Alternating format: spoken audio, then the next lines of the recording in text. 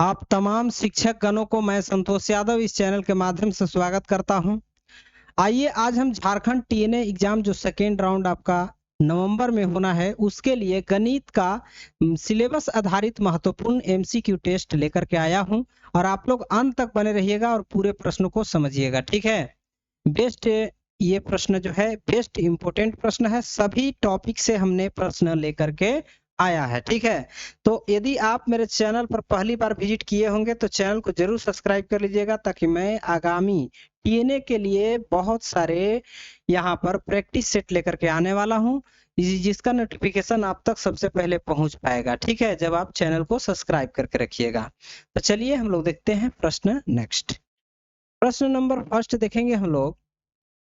प्रश्न देखिए क्या कर रहा है, परिसर क्या होगा, इतना का परिसर पूछा जा रहा है। देखो परिसर का मतलब क्या होता है, सबसे बड़ा आंकड़ा 24 है, सबसे छोटा को पकड़ लीजिए 8 है, सबसे बड़ा में से छोटा को माइनस कर दीजिएगा, वही आपका क्या हो जाएगा, परिसर हो जाएगा। तो आंसर ऑप्शन 3 हो जाएगा। ठीक है, इसके बाद आप शिक्षक हैं तो ये सब प्रश्न तो आपको आता ही होगा, लेकिन यहाँ पर मैं एक सैंपल पेपर दे रहा हूँ आप लोगों को। ठीक है, आप इसमें जज कर पाइएगा। ठीक है, इसीलिए मैं यहाँ पर आप लोगों के लिए लेकर के आया हूं। तो आप जो है इस जांच को जरूर कीजिएगा कि आप कितने प्रश्नों को आपको करने आता है। देखिए यहाँ पर देखिए 12, 23, 12, 14, 15, 12, 23 का बहुलक क्या होगा, बहुलक पूछा जा रहा है। ठीक है, तो बहुलक क्या होगा, देखिए यहाँ पर देखिए सर कि 12, 12, 12 कितनी बार है, 3 बार है। ठीक है, इसके बाद 23, 23, 23 कितनी बार है, 2 बार है। इसके बाद आप देख रहे हैं 14 एक बार है, 15 कितनी बार है, 1 बार है। ठीक है, चलिए अब इसमें देखिए कि सबसे ज्यादा बार जो आएगा ना वही क्या होगा, बहुलक होगा। तो सबसे ज्यादा बार कौन आया है, 3 बार आया है 12, इसका मतलब कि 12 क्या हो गया, इसका बहुलक हो, बहुलक क्या हो गया, 12 हो गया, जो कि ऑप्शन 4 में दिया गया है। इसके बाद है प्रश्न परिसर क्या होगा, तो ये तो हम करा चुके हैं। ये देखिए प्रश्न है प्यारे साथियों कि प्रथम 11 विषम संख्याओं का योग क्या होगा। प्रथम 11 विषम संख्या का योग पूछा जा रहा है। तो यहाँ पर देखिए एन विषम संख्याओं का योग जो है, प्रथम एन विषम संख्याओं का योग एन स्क्वायर होता है, याद रखिएगा इसको, एन स्क्वायर होता है। तो प्रथम 11 विषम संख्याओं का योग क्या होगा, तो 11 करा तो 11 का स्क्वायर कर लीजिए, 11 गुने 11, 11 11 में 121 होगा। ठीक है, जो कि ऑप्शन 3 में दिया गया है। आइए देखते हैं प्रश्न नेक्स्ट। और नेक्स्ट प्रश्न क्या करा है प्यारे साथियों, करा है कि 8, 9, 6, 7, 4, 3, 5 का माध्यम क्या होगा, माध्यक यहाँ पर लिखा गया है। ठीक है, माध्यक।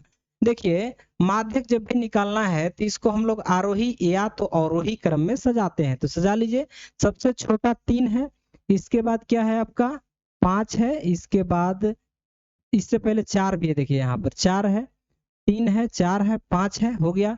इसके बाद आपका 6 है, इसके बाद 7 है, इसके बाद 8 है, इसके बाद 9 है। ठीक है, अब देखिए इसको हम इधर से 3 अंक लेंगे, इधर से 3 अंक लेंगे, 3 संख्या को इधर से ले लिए, 3 अंक, 3 संख्या को इधर से ले लिए, बीच में बचा 6, तो 6 हो जाएगा हमारा माध्यक। ठीक है, आई होप कि आप समझ गए होंगे प्यारे साथियों। यदि मान लीजिए इधर से भी लेते हैं, जैसे मान लीजिए 1, 2, 3, 4, 5 इस तरह से दिया जाए, 6 दिया जाए, इधर से भी 3 को लेते हैं, इधर से भी 3 को लेते हैं, तो 3 3 दोनों तरफ से हो गया, बीच में कुछ भी नहीं बचा, तो बीच में इन दोनों को लेना होता है, यानी कि 3 + 4 और आधा इसको कर दीजिए, 4 3 7 को आधा कीजिएगा तो 3.5 आएगा, यही आपका माध्यक हो जाएगा। ठीक है, तो कभी कभी ऐसा भी प्रश्न देखने के लिए मिल सकता है। तो आइए प्रश्न देखते हैं नेक्स्ट। ये रहा, इस प्रश्न का आंसर बताइए क्या होगा। प्रश्न है कि 20 प्रथम 20 प्राकृत संख्याओं का औसत मतलब माध्य क्या होगा। ठीक है, 20 प्राकृत संख्याओं का माध्य पूछा जा रहा है। तो देखिए प्रथम प्राकृत संख्याओं का माध्य पूछा जाएगा तो n+1/2 याद रखिएगा। ठीक है, यहाँ पर माध्य मतलब औसत होता है। ठीक है, तो n जो है n कितना है आपका 20 है प्लस 1 बट्टे 2 20 और 1 21 बट्टे 2 भाग मार दीजिएगा 10.5 आ जाएगा 10.5 जो कि ऑप्शन नंबर 3 में दिया गया है। इसके बाद प्रश्न देखेंगे हम लोग ये वाला, ठीक है। यहाँ पर देखिए गलती से लिखा गया है माध्यक, ठीक है। यहाँ पर हम लोग लिखेंगे वर्ग माप। वर्ग माप, देखिए वर्ग माप जब भी पूछेगा तो इसके बीच का डिफरेंस देखेंगे हम लोग। 25 और 15 का बीच की डिफरेंस 10 है, इसलिए 10 इसका करेक्ट आंसर होगा जो कि ऑप्शन 4 में दिया गया है। अगर वर्ग चिन्ह पूछता तो प्यारे साथियों यहाँ पर दोनों को ऐड कर देते। 25 मतलब ऊपरी सीमा और निम्न सीमा का योग करके 2 से हम भाग कर देते। तो यहाँ पर भाग कीजिएगा दोनों को योग करके तो कितना हो जाएगा, ये 40 हो जाएगा और प्लस 2 यानी कि 20 हो जाता आपका आंसर, ठीक है।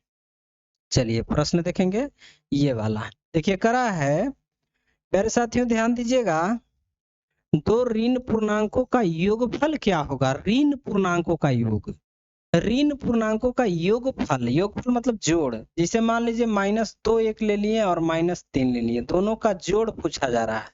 जोड़ मतलब योग, -2 प्लस -3 3 2 -5 यानी कि क्या हो रहा है -5 में ऋणात्मक आ रहा है इसका मतलब, यानी कि दो ऋणात्मक पूर्णांकों का योग कीजिएगा तो हमेशा ऋणात्मक होगा, ठीक है, कभी धनात्मक नहीं होगा।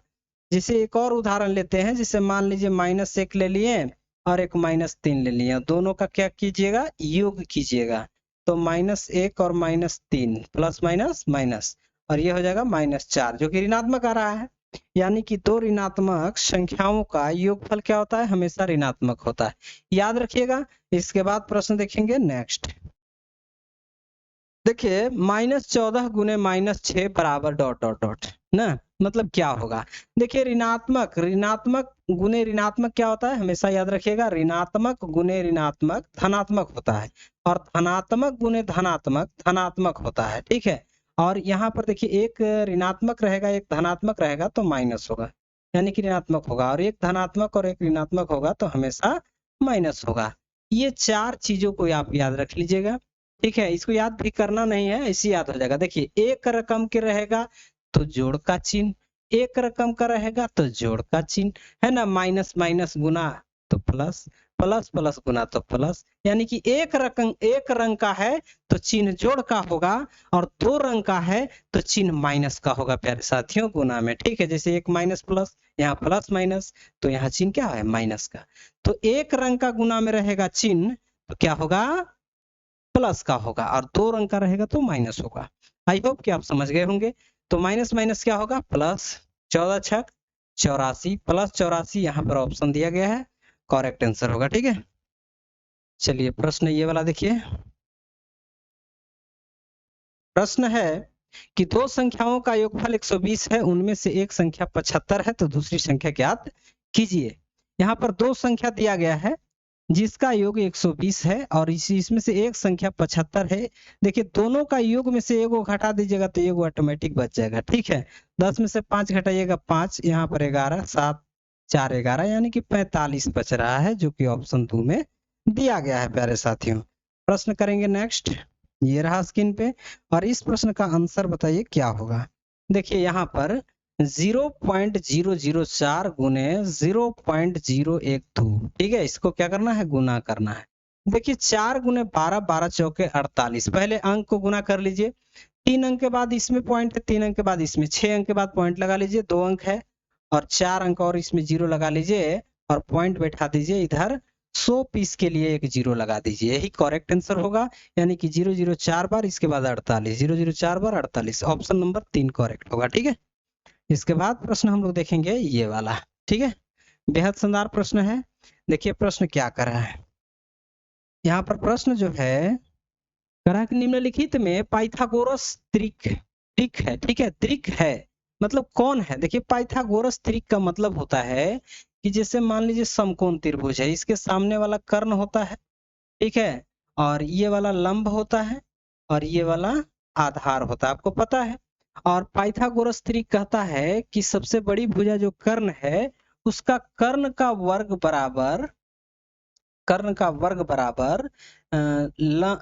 कौन है लंब का स्क्वायर प्लस आधार का स्क्वायर होता है, ठीक है। यानी कि दो छोटी भुजाओं का योग होता है, दो छोटी भुजाओं का योग होता है। तो यहाँ पर देखिए कर्ण हम लोग को कौन सबसे इसमें मान लो पहला का चेक करते हैं, मान लीजिए 4 है सबसे बड़ा, तो 4 का वर्ग और इधर दो जो छोटा बचेगा उसका वर्ग करेंगे और दोनों तरफ बराबर यदि आ जाएगा तो पाइथागोरस त्रिक लागू हो रहा है, नहीं तो नहीं हो रहा है। तो 2 दूना 4 3 तिरिक 9 हुआ, 4 चौका यहाँ पर 16 कर लीजिएगा, 9 4 13 और इधर आ गया 16। बताइए 16 बराबर 13 कभी होगा? नहीं है, यानी कि पाइथागोरस त्रिक नहीं है। इसके बाद 3 4 5 को देखते हैं, तो यहाँ पर बड़ा वाला 5 है, 5 के वर्ग बराबर दोनों छोटा वाले के वर्ग का योग कर लीजिए, तो ये 3 है 4 है, ठीक है। तो 50 25 हो जाएगा और इधर 3 तिरिक 9 और 4 चौके 16 और इधर भी 25 हो गया और 16 9 25 इधर भी हो गया, ठीक है। यानी कि दोनों तरफ बराबर हो रहा है, किसको करने पर? ऑप्शन नंबर 2 को करने पर, ठीक है। देखिए 5 का वर्ग 25 हुआ और 3 का वर्ग, इन दोनों छोटा भुजा है, 3 का वर्ग 3 तिरिक 9, 4 का वर्ग 4 चौके 16, तो 16 9 25 हुआ और इसका भी 25 हो गया, यानी कि बराबर हो रहा है। तो यहाँ पाइथागोरस त्रिक हमारा इसमें लागू हो रहा है। आई होप कि आप समझ गए होंगे। आइए देखते हैं नेक्स्ट प्रश्न, ये रहा स्क्रीन पे और इसका आंसर आप बताइए कि क्या होगा प्यारे साथियों, ठीक है। आप सभी गुरुजन ध्यान दीजिएगा। देखिए करा है कि किसी त्रिभुज के 3 कोणों का योग कितना होता है? सिंपल प्रश्न है। देखिए तीनों योग, तीनों किसी भी त्रिभुज के तीनों योग कोणों का योग जो है 180 होता है, ये तो आपको पता होगा। इसके बाद प्रश्न हम लोग देखेंगे नेक्स्ट, ये रहा स्क्रीन पे। देखिए करा कि रेखाखंड के कितने बिंदु होते हैं, रेखाखंड के कितने अंत बिंदु होते हैं। रेखाखंड का बात हो रहा है। देखिए रेखाखंड जो है ना उसका 2 अंत बिंदु होता है, यहां से निकला यहां तक आया। और रेखा अगर पूछता, ये हो गया रेखा खंड, ठीक है। अगर रेखा पूछा जाता ना तो प्यारे साथियों जो रेखा होता है ये हो गया, ये रेखा खंड मतलब रेखा के टुकड़ा हो गया। किरण पूछता तो किरण के एक बिंदु होता है, यहां से निकलने वाला, ये कहां तक जाएगा इसका कोई लिमिट नहीं है। इसके बाद रेखा का कोई अंत नहीं होता, रेखा इधर भी जाएगा इधर भी जाएगा, जहां मन तहां ही जा सकता है, इसका कोई भी अंत बिंदु नहीं है। तो आइए देखते हैं प्रश्न नेक्स्ट, ये रहा।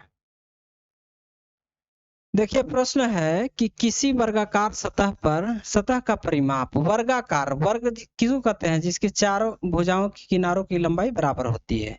तो परिमाप जो है इसका 48 सेमी दिया गया है, उसका क्षेत्रफल क्या होगा? तो प्यारे साथियों आपको पता है कि वर्ग का जो परिमाप होता है 4 गुने भुजा होता है। अब बराबर दिया है 48, 4 से काट दीजिए, 12 चौक 48 हो गया, यानी कि भुजा हमारा 12 हो गया। अब इसका हमको क्षेत्रफल निकालना है प्यारे साथियों। तो क्षेत्रफल जो होता है वर्ग का, भुजा का स्क्वायर होता है। तो भुजा का स्क्वायर मतलब 12 का स्क्वायर, 12 हमें 144 हमारा करेक्ट आंसर होगा सेंटीमीटर स्क्वायर में, जो कि यहाँ पर ऑप्शन 2 में दिया गया है। इसके बाद प्रश्न करेंगे हम लोग नेक्स्ट, ये रहा स्क्रीन पे प्यारे साथियों। इस प्रश्न का आंसर बताइए क्या होगा। कह रहा है कि 10% छूट देकर किसी वस्तु को 450 रुपए में बेच दिया गया तो वस्तु का अंकित मूल्य क्या है? यहाँ पर अंकित मूल्य पूछा जा रहा है। देखिए 450 रुपया में जब बेचेंगे यानी कि सेल करेंगे तो यहाँ पर कितना में 450 में 10% इस पर छूट देने के बाद इतना में बेचा गया है, ठीक है। तो इसका मतलब कि आपका वस्तु का अंकित मूल्य कितना था, तो अंकित मूल्य कितना होगा प्यारे साथियों? देखिए 10% छूट दिए तो इतना में, ठीक है, यानी कि 90% का वैल्यू आपका कितना दिया गया है? 450। कोई भी चीज अपने आप में 100% होता है तो पहले से 100% उसका अंकित मूल्य होगा। 10% जब छूट देंगे तो 90% बचेगा, तो 90% मतलब 450 हुआ। तो 1% का वैल्यू निकालिएगा तो 450 बट्टे 90 हो जाएगा। और जब आप अंकित मूल्य पूछा जा रहा है तो 100% का वैल्यू निकालेंगे, तो 100% का वैल्यू निकाल लीजिएगा, 450 बट्टे 90 गुना में 100% से गुना हो जाएगा, 0 से 0 कटेगा, 9 पचे 45 कटेगा, 100 पचे 500 हो जाएगा आंसर, जो कि ऑप्शन नंबर 1 में ही दिया गया है, ठीक है। यानी कि अंकित मूल्य कितना था प्यारे साथियों? 500 था। इसके बाद प्रश्न है आपका, बहुत शानदार प्रश्न है। देखिए करा कि किसी संख्या का 15% 750 है तो वह संख्या ज्ञात करें, ठीक है। तो यहाँ पर किसी संख्या का 15%, जैसे मान लीजिए संख्या पता नहीं है तो हमने माना कि संख्या वह x होगा और x का 15% जो है कितना है प्यारे साथियों? 750 है। x का मीन्स गुना 15% का मतलब हुआ 15/100 बराबर 750। 15 पचे 75 होता है, एक जीरो लगा दीजिए, x का वैल्यू आ गया 50 और गुना इधर भागा में है उधर जाएगा गुना में 100 चला जाएगा, तो इसको गुना कीजिएगा कितना आएगा प्यारे साथियों 5000 आएगा, जो कि ऑप्शन 2 में दिया गया है। चलिए प्रश्न नेक्स्ट देखते हैं, ये रहा आपका।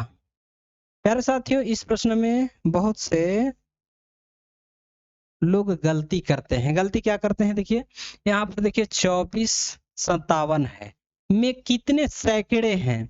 अब आपसे सैकड़ा पूछा जाए तो कितने सैकड़े बताएंगे प्यारे साथियों, आप बताएंगे 4 सैकड़ा, लेकिन गलत हो जाएगा। देखिए सैकड़ा आपका, देखिए इधर से 2 अंक छोड़ देंगे क्योंकि सैकड़ा में 2 जीरो होता है, तो 2 जीरो का मतलब 2 अंक छोड़ देना है और बचा 24, इसमें 2 जीरो बैठा लेंगे तो ये हो गया 2400 सैकड़ा।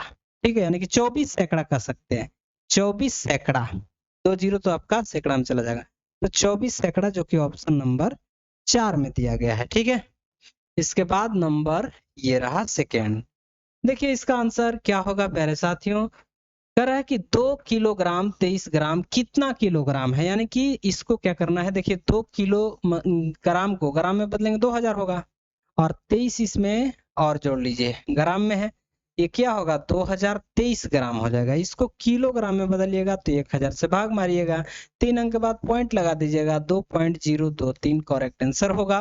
तो यहाँ पर हम लोग 2.0, यहाँ पर 2.023 ऑप्शन 3 है। ठीक है, इसके बाद प्रश्न हम लोग देखेंगे नेक्स्ट, और इस प्रश्न का आंसर उम्मीद है कि आप बताएंगे। 1 सेंटीमीटर बराबर डॉट डॉट डॉट क्या होगा, मिलीमीटर में पूछा जा रहा है, तो मिलीमीटर में याद रखिएगा 1 सेंटीमीटर बराबर 10 मिलीमीटर होता है, यानी कि ऑप्शन आपका 3 करेक्ट होगा। ठीक है, इसके बाद आप देखिए प्रश्न नेक्स्ट। प्रश्न है प्यारे साथियों कि 2/4, 1/8 और 5/8 और 7/12। ठीक है, अब इसमें आपसे पूछा जा रहा है कि सबसे बड़ा भिन्न कौन है, तो सबसे बड़ा भिन्न जब भी पूछेगा प्यारे साथियों, तो इसको सबसे पहले हम लोग क्या करेंगे वो समझिए। सबसे पहले इसको हम लोग एलसीएम लेंगे, यानी कि नीचे वाला को एलसीएम लेकर के भी पता किया जा सकता है। तो अगर नीचे वाला को एलसीएम लेंगे तो 24 आएगा। ठीक है, और 24 लाने के लिए इसमें कितना से गुना करेंगे, तो जैसे मान लीजिए हम यहाँ पर 6 से गुना कर देंगे, इसमें 24 लाने के लिए नीचे 3 से गुना करेंगे, इसमें 3 से गुना करेंगे तो 24 आ जाएगा, इसमें 2 से गुना करेंगे तो 24 आ जाएगा। अभी तो जरा ध्यान दीजिएगा, 6 दूना 12, 6 चौके 24 हो गया, यहाँ पर 3 एकम 3 और 8 तरीके 24 हो गया, यहाँ पर 5 3 15, 8 तरीके 24 हो गया, यहाँ पर 7 दूना 14 और 12 दूना 24 हो गया। अब देखिए नीचे वाला सब समान हो गया, मतलब बराबर हो गया, तो सबसे बड़ा इसमें कौन है, आप कहेंगे 15 है सर, बिल्कुल 15 है सर। तो 15 किसको गुना करने पर, यानी कि 5/8, तो 5/8 हमारा बड़ा हो गया, आंसर हो गया। इसको और तरीके से बना सकते हैं, ठीक है, तुलना करके बना सकते हैं, वो वाला से विधि से भी हम लोग देख लेंगे। ठीक है, आइए देखते हैं। देखिए जैसे 2/4 है, 1/8 है, 5/8 है और 7/12 है। ठीक है, जैसे मान लीजिए इन दोनों में करते हैं तो 8 दूना 16 हुआ और 4 एकम 4, इन दोनों में बड़ा हो रहा है ये वाला। अब इसको और इसको में चेक कीजिए, 8 दूना 16 और ये 4 5 20, बड़ा कौन हो गया, ये वाला हो गया। अब इन दोनों में चेक कीजिएगा तो 12 5 60 और 8 7 56, बड़ा कौन आ रहा है, 5/8 ही आ रहा है, 60 बड़ा है ना। तो ऐसे भी निकाला जा सकता है, यानी कि यहाँ ऑप्शन 3 ही करेक्ट हो रहा है। इसके बाद देखिए अष्टभुज में विकर्णों की संख्या कितनी होती है। देखिए अष्टभुज की बात हो रहा है, विकर्णों की संख्या कितनी होती है, तो देखिए विकर्णों की संख्या n इंटू n माइनस 3/2, ये आपका फॉर्मूला होता है। विकर्ण 8, अष्टभुज है तो 8 भुजा है, 8 इंटू 8 माइनस 3/2 होगा, तो 8 गुने यहाँ पर 5 बचेगा, 8 में से 3 घटाइएगा तो 2 चौके 8, 4 5 20, यानी कि विकर्णों की संख्या 20, ऑप्शन 3। ये वाला ट्रिक आप याद रखिएगा, ठीक है, विकर्णों की संख्या निकालने के लिए। इसके बाद देखिए प्रश्न नेक्स्ट है।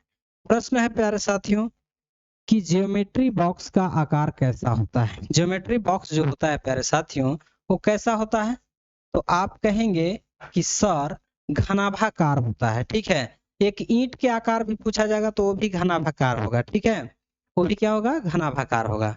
तो यहाँ पर जो है पासा का पूछा जाए तो पासा घन होता है, पासा क्या होता है, घन होता है, लेकिन यहाँ पर ज्योमेट्री बॉक्स जो है वो घनाभाकार होगा। ऑप्शन 2 करेक्ट होगा। ठीक है, इसके बाद देखेंगे प्रश्न नेक्स्ट, और इस प्रश्न का आंसर आप बताइए क्या होगा। करा 2/100, 3/1000 और 7/10,000। तो प्यारे साथियों यहाँ पर क्या करेंगे कि 2 में तो ये 100 में तो 0 है, 2 अंक के बाद पॉइंट लगा दीजिए। ठीक है, इसमें देखिए 3 में कितना अंक, 3 अंक, 1 2 3 अंक के बाद पॉइंट। इसके बाद इसमें देखेंगे तो इसमें आप कहेंगे कि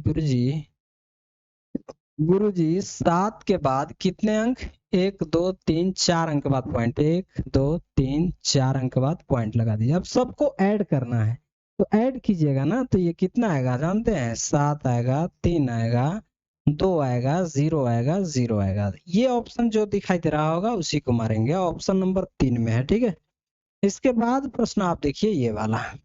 ठीक है, और इस प्रश्न का आंसर बताइए क्या होगा। करा है कि 7896, ठीक है, 7896 में 9 के स्थानीय और जातीय मान का योग होगा। इसका स्थानीय और जातीय का मान पूछ रहा है। देखिए स्थानीय मान जब भी कहेगा, किसका पूछ रहा है, 9 का, तो 9 कहाँ पर है, यहाँ पर है, 9 लिख लीजिए। इधर जितना अंक रहेगा उतना 0, 1 अंक है तो 1 0।